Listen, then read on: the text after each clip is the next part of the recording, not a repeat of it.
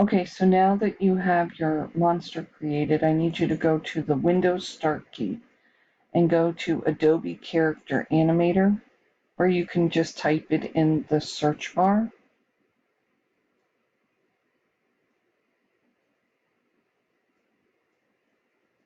Okay, so when it comes up like this, if you ever want to just look at these are actually pretty cool, these examples. But for right now, you're going to go to New Project, and you can name it. Make sure you know where you are putting it, please. And you hit Save.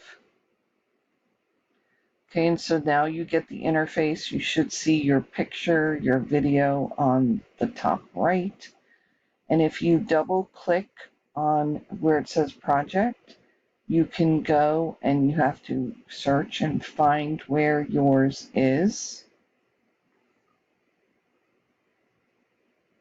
And you double click on it. It will bring it in here.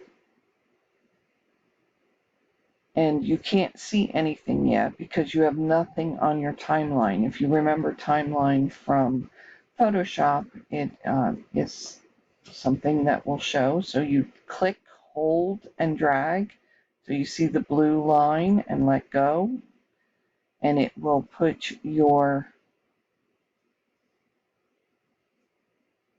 and it should move, it should float, the eye should move, and your mouth should move.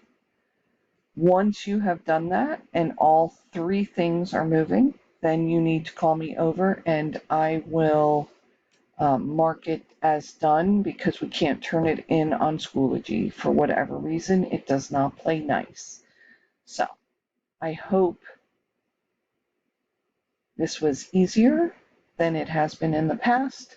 And if you have any questions, let me know. And the next time we're going to animate the arms and such so that eventually you can dance with your character.